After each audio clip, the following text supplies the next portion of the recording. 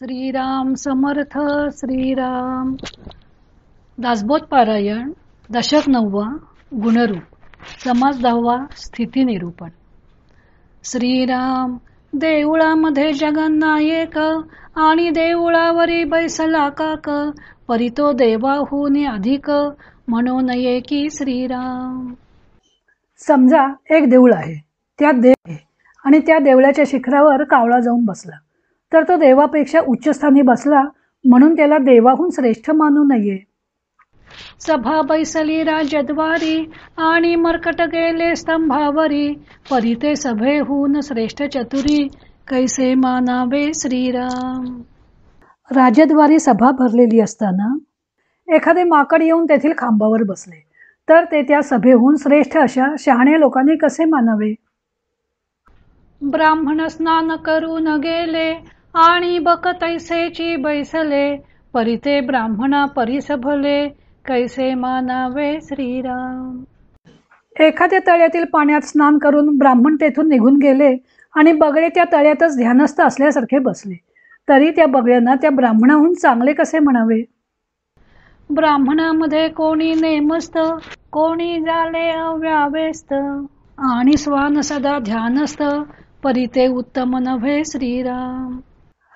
ब्राह्मणांमध्ये कोणी नियमाने वागणारे असतात, तर कोणी अव्यवस्थित वागणारे असतात. आणि एखादा कुत्रा नेहमी डोळे झाकून ध्यानस्थासारखा बसला तरी त्याला कोणी ब्राह्मणाहून उत्तम मानत नाहीत. ब्राह्मण लक्ष मुद्रा नेणे मार्जर लक्ष विषयी शहाणे परी ब्राह्मणा परीस विशेष कोणे म्हणावे तयासी श्रीराम. मांजराला लक्ष मुद्रा म्हणजे एखाद्या वस्तूकडे एकाग्र दृष्टी करून पाहणे सहज साध्य असते. ब्राह्मणाला ती साध्य नसली तरी त्या मांजराला ब्राह्मणापेक्षा श्रेष्ठ मानता येत नाही. ब्राह्मण पाहे भेदा भेद मक्षिका सर्वांचा भेद परिती सजाला ज्ञानबोध हे तो न घडे की श्रीराम. ब्राह्मण भेदाभेद पाहून वागतो, माशी सर्व बाबतीत भेद पाहतच नाही, म्हणून काही तिला ज्ञानबोध झाला आहे असं म्हणता येत नाही. उंच वस्त्रे नीचल्याला आणि समर्थ उघडाच बैसला परितो आहे परीक्षिला परीक्षवंती श्रीराम. एखाद्या नीच माणसाने उंची वस्त्रे परिधान केली आणि एखादा श्रेष्ठ पुरुष उघडाच बसला, तरी त्यातील श्रेष्ठ कनिष्ठाची पारख परीक्षावंत करतात. बाह्याकार केला अधिक परितो अवघा लौकिक येथे पाहिजे मुख्य एक अंतरनिष्ठा श्रीराम. बाहेरून खूप थाटमाट केला तर तो लौकिकात खपून जातो, पण परमार्थात मुख्य अंतरनिष्ठा पाहिजे. लौकिक बरा संपादिला परियांतरी सावध नाही झाला मुख्य देवास चुकला तो आत्मघातकी श्रीराम. एखाद्याने चांगला लौकिक संपादन केला, पण तो अंतरात जर सावध राहिला नाही तर मुख्य देवाला म्हणजे आत्मारामास अंतरतो व आत्मघातकी ठरतो. देवास भजता देवलोक पित्रास भजता पित्रलोक भूतास भजता भूतलोक पाविजे तो श्रीराम. जे देवाचे भजन करतात ते मरणोत्तर देवलोकास प्राप्त होतात. जे पितरांना भजतात त्यांना पितृलोकाची प्राप्ती होते आणि जे भूतांना भजतात ते भूतलोकास जातात. जेणे जयास भजावे तेने त्या लोकांसी जावे निर्गुणी भजता व्हावे निर्गुणची स्वये श्रीराम. जे लोक ज्याचे भजन करतात ते त्या लोकास जातात. जे निर्गुणास भजतात ते स्वतः निर्गुणच होतात. निर्गुणाचे कैसे भजन निर्गुणी असावे अनन्य अनन्य होता होई जे धन्य निश्चयेसी श्रीराम. निर्गुणाचे भजन कसे करावे तर निर्गुणाशी अनन्य व्हावे. असे अनन्य झाल्याने तो माणूस निश्चितपणे धन्य होतो. सकळ केली याचे सार्थक देव ओळखावा एक आपण कोण हा विवेक पाहिला पाहिजे श्रीराम. खरा देव कोण हे कळले म्हणजे सर्व जे प्रयत्न केलेले असतात त्यांचे सार्थक होते. आपले खरे स्वरूप काय आहे हा विवेक मनुष्याने केलाच पाहिजे. देव पाहता निराकार आपला तो माईक विचार सोहम आत्मा हा निर्धार बाणून गेला श्रीराम. देव पाहिला तर तो निर्गुण निराकार आहे. आपण ज्याला मी म्हणतो तो देह तर माईक आहे, म्हणून आत्मा तोच मी हा निर्धार अंगी बांधतो. आता अनुमान तो काही, वस्तू आहे वस्तूचा ठाई, देह भाव काहीच नाही, धांडोळीता श्रीराम. म्हणून आता अनुमान करण्याची आवश्यकताच नाही. आत्मवस्तू जेथल्या तेथेच असते आणि देहबुद्धीचा शोध घेऊ लागल्यावर ती शिल्लकच राहत नाही.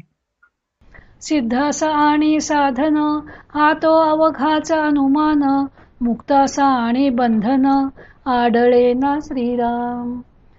जो सिद्ध झालेला असतो त्याच्या ठिकाणी साधनाची कल्पना करणे किंवा जो मुक्त झाला आहे त्याच्या ठिकाणी बंधनाची कल्पना करणे योग्य नाही. साधने जे काही साधावे, ते तो आपणची स्वभावे, आता साधकाच्या नावे, शून्याकार श्रीराम. साधन करून जे काही साधावयाचे असते ते साध्य तो स्वाभाविकपणेच झाला असल्याने आता साधनाच्या नावे शून्याकार होतो, म्हणजे त्याला साधनाची आवश्यकता उरत नाही. कुल्लाळ पावला राज पदवी, आता रासभे कासया राखावी, कुल्लाळपणाची उठा ठेवी, कासया पाहिजे श्रीराम. कुंभाराला राजपद प्राप्त झाल्यावर त्याने आता गाढवे कशाला राखावी, आता त्याला कुंभाराचा व्यवसायाची उठाठेव कशाला हवी. तैसा अवघा वृत्ती भाव, नाना साधनांचा उपाव, साध्य झालिया कैचा ठाव, साधनासी श्रीराम. त्याप्रमाणे प्रत्येक साधन हे वृत्तीमयच असल्याने शेवटी वृत्ती वाढवण्यासच कारण होते, पण एकदा साध्याशी एकरूप झाल्यावर साधनाला वावच उरत नाही. साधने काय साधावे, नेमे काय फळ घ्यावे, आपण वस्तू भरंगळावे, कासयासी श्रीराम. आत्मवस्तू आपण स्वतःच असताना साधनाने काय साधायचे किंवा नेमधर्माने काय फळ साध्य करून घ्यायचे आणि उगीच भरकटायचे कशाला. देह तरी पाचा भूतांचा, जीव तरी अंश ब्रह्मीचा, परमात्मा तरी अनन्याचा, ठाव पाहा श्रीराम. तू जर स्वतःला देह मानत असशील तर देह तर पंचमहाभूतांचा आहे. जीव जर मानत असशील तर तो परब्रह्माचा अंश आहे आणि परमात्मा जर समजत असशील तर त्याच्याशी एकरूप कसे होता येईल त्याचा शोध घे. उगेची पाहता मी पण दिसे, शोध घेता काहीच नसे, तत्वे तत्व निरसे, पुढे निखळ आत्मा श्रीराम. उगीच देहबुद्धीने पाहू लागले की मी देह असे वाटते, पण शोध घेऊ लागल्यावर देह पंचभौतिक हे कळल्याने मी राहत नाही. नंतर तत्वाने तत्वांचा निराश झाला की निखळ आत्मा तेवढा उरतो. आत्मा आहे आत्मपणे, जीव आहे जीवपणे, माया आहे मायापणे, विस्तारली श्रीराम. आत्मा आत्मपणाने असतो, जीव जीवपणाने असतो आणि माया मायापणाने म्हणजे मिथ्यात्वाने विस्तार पावलेली असते. ऐसे अवघेची आहे आणि आपणही कोणी एक आहे, हे सकळ शोधून पाहे, तोची ज्ञानी श्रीराम. हे सगळे असते आणि त्यांना पाहणारा आपण कुणी एक द्रष्टाही असतो. विवेकाने या सगळ्याचा जो कुणी शोध घेतो तोच ज्ञानी होय. शोधू जाणे सकळांसी, परिपाहो नेणे आपणासी, ऐसा ज्ञानी एकदेशी, वृत्ती रूपे श्रीराम. जो या सगळ्याचा शोध घेतो पण आपले स्वरूप जाणत नाही असा ज्ञानी मीपणाच्या वृत्तीने एकदेशी असतो. ते वृत्ती रूप जरी पाहिले, तरी मग काहीच नाही राहिले, प्रकृती निरासे अवघेची गेले, विकारवंत श्रीराम. त्या वृत्ती रूपाला साक्षीत्वाने पाहिले की वृत्तीत शिल्लक राहत नाही. प्रकृतीचा निराश झाला की सर्व नाशिवंत नाहीसे होते. उरले ते निखळ निर्गुण, विवंचिता तेची आपण, ऐसी हे परमार्थाची खूण, अगाध आहे श्रीराम. आणि केवळ निर्गुण ब्रह्म तेवढे उरते आणि त्याचे अनुसंधान केल्याने आपण ते ब्रह्मच आहोत असा साक्षात अनुभव येतो. अशी ही परमार्थाची खूण अगाध आहे.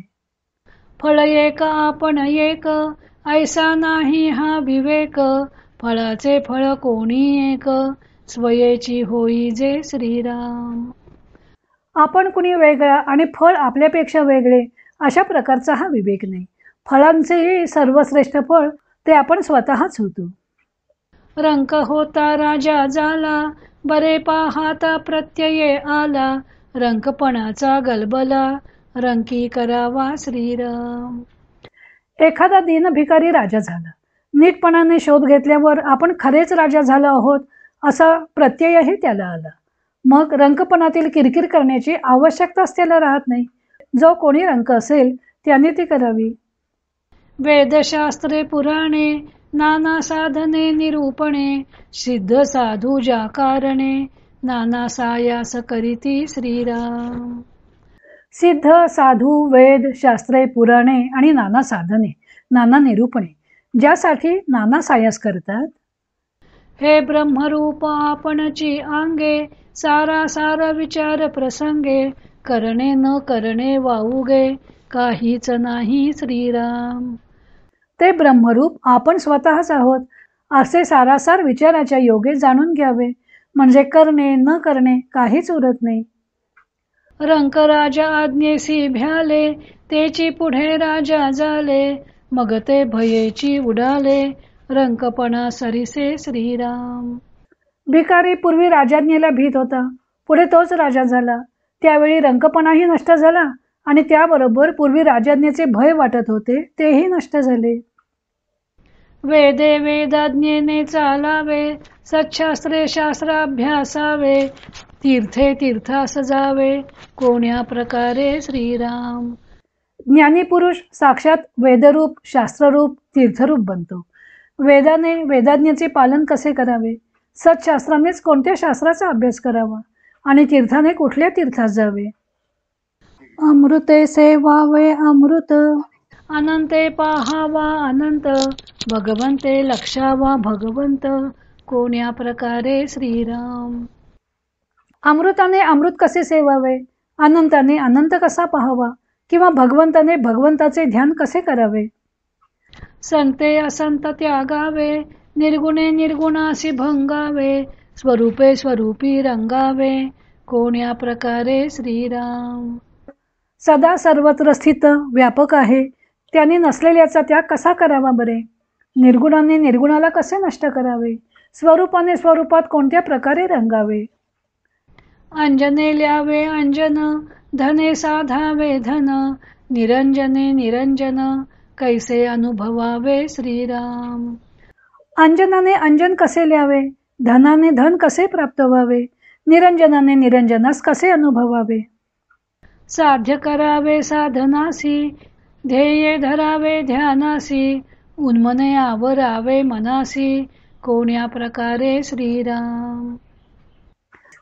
जे साध्य आहे त्याने साधन कसे करावे, जे ध्येय आहे त्याने ध्यान कसे करावे आणि उन्मनाने मनाला कसे आवरावे.